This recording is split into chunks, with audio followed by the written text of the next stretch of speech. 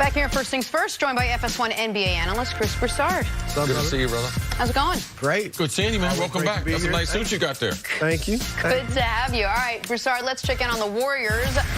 Their trade for Nets All-Star D'Angelo Russell was a bit of a head-scratcher. They already have arguably the best backcourt in the game in Steph and Clay, leaving many to wonder just how long D'Angelo would be there. But GM Bob Myers made it crystal clear, saying, we didn't sign him with the intention of just trading him.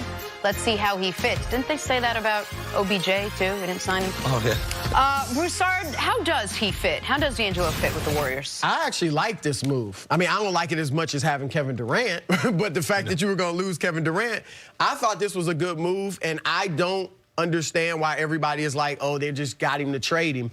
I think you give it a shot, see if it works. And if not, you can move him at the deadline. You can move him next summer. But I actually think he's a good fit. I think, one, with Brooklyn and Golden State, they played at about the same pace last year. He played fast, so I think he'll fit in with Golden State playing fast. A lot of people are saying, well, he was second in the league in pick and roll last year behind Kemba Walker. Golden State doesn't run a lot of pick and roll. He almost ran as many by himself as the entire team. However, Steph Curry ran a ton of pick and roll when Mark Jackson was the coach. And his numbers individually were actually better than they were under Steve Kerr when he won his first MVP. But Steph was able to adjust. I think D'Angelo can adjust. I think he's got all the skills needed to be effective in their offense. He can catch and shoot. He can shoot the three. He can shoot the mid-range. He can go off the dribble. He's a good passer. He's got the floater in the lane. He's a decent finisher at the rim. I actually think it's going to be good. And I think he's 6'5". He's a big guard, big point guard.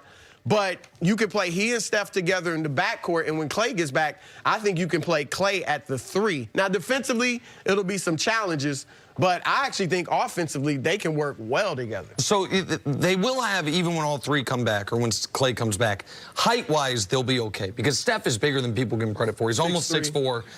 You mentioned D'Angelo Russell 6'5". Clay's about 6'7". Yep. So height, but defensively, Clay is an excellent perimeter defender, but if you're going to ask him to guard the toughest position in the league, which is small forward, you could have some challenges there, particularly if Steph and D'Angelo are your two guys guarding the opposition's guard in the West. Whether you're playing the Rockets with Harden and Westbrook, you're playing the Blazers with McCollum and Lillard. Like, there's enough guard combos that defensively this team could be in a really rough spot. I understand why they did it.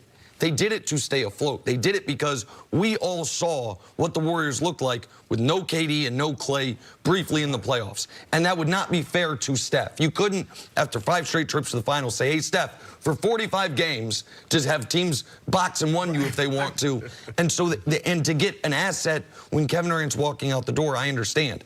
But this isn't, the fit doesn't make a ton of sense in my eyes because of the pick and roll stuff, because of the defensive limitations, and you get him not to flip him this offseason, but to flip him, like you said, either at the deadline or next offseason for assets so you can try to recoup something for Durant a year later. I don't think you look at this team and you say they're worse with D'Angelo Russell, but they have an obvious ceiling even when Clay comes back with or without D'Angelo Russell in my eyes. It was obvious that Kevin Durant was going to leave. And if you look at the options they had, if you lose a max player and you don't trade him, you don't get anything for him. Yep. So what options did they have? Right. Okay, we're just going to let KD go out the door. So just like Rob Pelinka, they did a great job after the Kawhi thing as far as how we're going to divvy up this money. They did a great job as far as filling out the rest of that roster. The Warriors did, it's the only thing they could do. Minnesota was ready to make a deal for D'Angelo, go there and play with the Timberwolves. They decided to be able to get them in a sign and bin trade, to be able to make their roster. They picked up another asset. So for the organization, even if they weren't going to a new building, I can understand trying to put a competent team out there for that fan base with those prices they're going to be paying.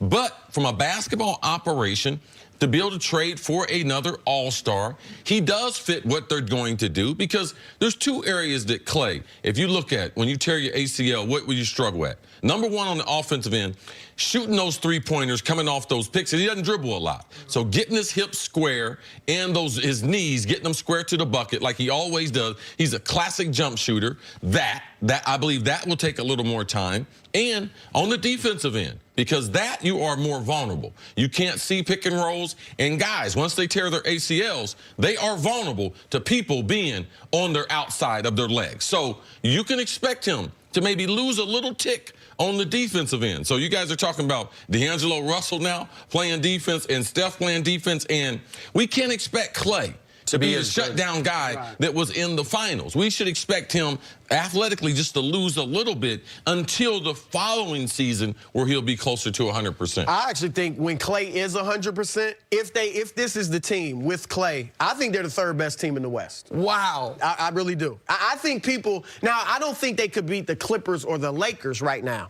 even with Klay. But I think people are writing them off way too early. I think their system, I mean, again, they didn't always have Kevin Durant. And they still won the championship and we're a great team. I agree. Listen, and I've said for a long time that I thought that Warriors, absent of Durant, were a championship level team. But they didn't just lose Durant.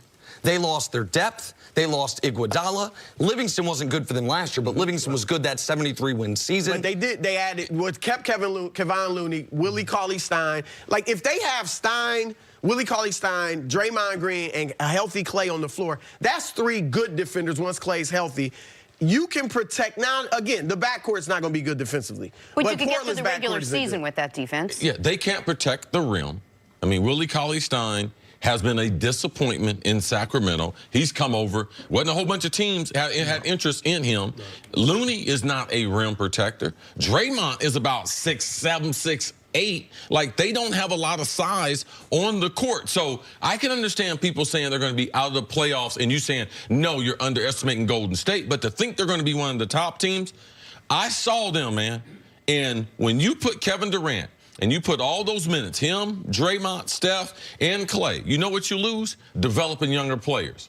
And that's what you're getting ready to see now. Where are the younger players that they drafted and they're supposed to be now playing 10, 15 minutes? No, they haven't done a good job at that. Yeah, I think they will be a playoff team. I've heard some people speculate, could they be the odd man out? Lakers are going to be in the playoffs. If not being in it, somebody's going to be bounced out. Oh, and so that, listen, I do not think they're going to miss the playoffs, but I think there's clearly a minimum of 5 teams in the West better than them. I think Lakers. Now, again, they're not going to have Klay. No, even Lakers, Clippers, Nuggets, Jazz, Rockets, slot them how you want. I think at the end of the season, all those teams will be better than them. But there's one element of this we haven't discussed, which is a team that for 5 years has not only gone to 5 finals and the wear and tear of that, but they are playing at that level. At the end of the year, that what gets you through the regular season is that carrot, which is we are the favorites to win a title. We can go win a title. We can set records. That's almost surely not going to be there for them this year. And then there's the personality issue that I'm really curious your thoughts on. Draymond Green expects a lot of money this coming offseason. There is going to be speculation all year that not only will the Warriors max him, but will they flip D'Angelo for picks, let Draymond walk, and all of a sudden have a max salary slot to offer up to try to bring someone else in alongside Steph and Klay. Throughout the year, Draymond's making $18 million. D'Angelo's making $27 million.